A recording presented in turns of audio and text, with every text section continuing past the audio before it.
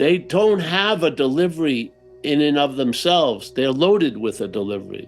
The thinker is where the meaning is coming to load into the thoughts.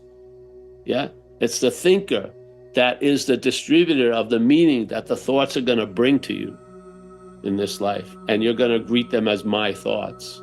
Yeah, you haven't seen the distribution center. You don't understand the supply chain. You don't. You think you can say yay or nay to the product, but you're a part of the product. Yeah. What are you going to do as part of a product? Maybe nothing.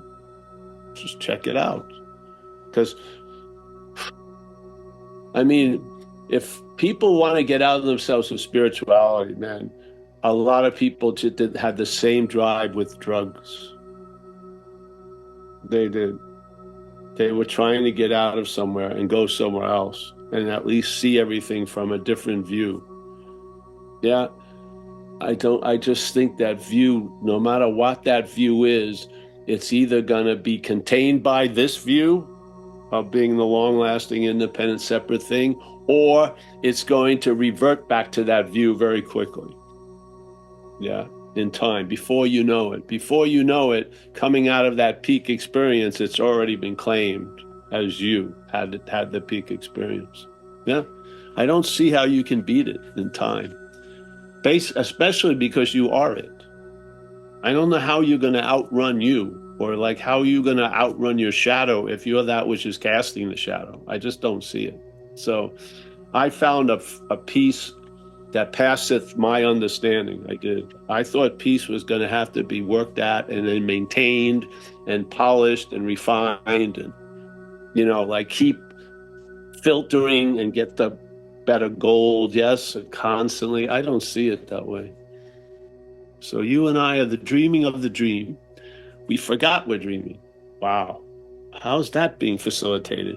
How could the dreaming forget it's dreaming? Well, I humbly believe by being identified as the dreamt. Yeah. So as soon as you're identified as the dreamt, you do not believe this is a dreaming event. You believe it's a real event. So now the dreamt does not believe it's dreamt. The dreamt believes it's real, and it looks at all the other dreaming to be real. Yeah? So now the dreaming can forget that it's dreaming by being identified as a dreamt. And then it says that. Then it says, what's going to happen? This is the interesting. Okay. Now, after you are giving everything all the meaning it has, is now taken to be the dreamt. Now you're giving everything all the meaning it has to to have an effect on you.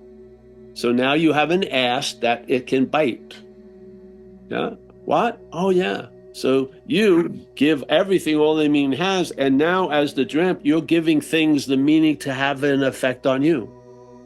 So thoughts claimed as yours, then the thoughts own you. Isn't that the case? Were you owned by thoughts when you were a baby? I'm sure certain thoughts were coming in, but there was no mitt to catch it. And there was not a mitt to throw for the next one, and play ball with it. Was there? There was no, I'm sure the system was cranking out some thoughts sooner there. But the effect didn't occur until the idea of being the thinker, yeah, and the thought about started distributing tons of meaning. Yeah. So now a thought can ruin someone's day. And even then, it's still isolated because it can't ruin your day. It's not like one person's day ruined by a thought and the whole county of Marin's day gets ruined by a thought. No. So if you and I are giving everything all the meaning it has, and there's been a meaning given to us as being real, then we're basically at the event horizon of false evidence appearing real.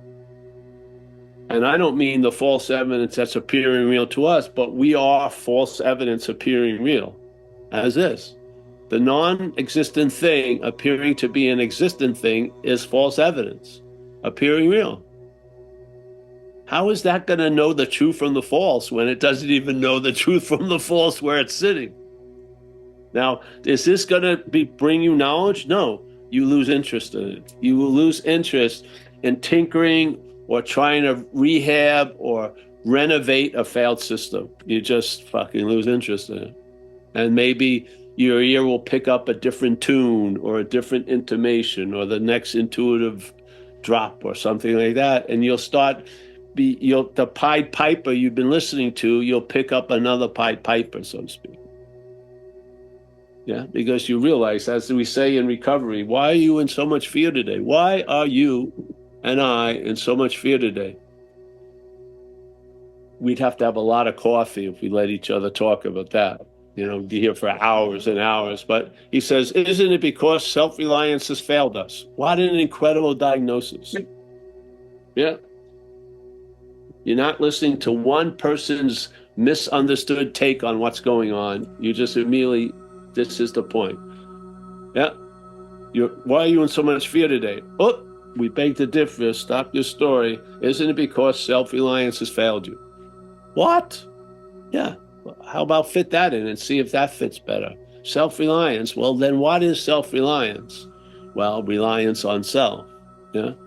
What would be an extreme version of reliance on self? Being identified as self. You're so relied on it, you call it you. That's not going to bode well. Having your life directed by a failed system. You're going to have a lot of grievances and resentments and blaming others and rationalizing and everything. Like a lot of that's going to go on. Yeah.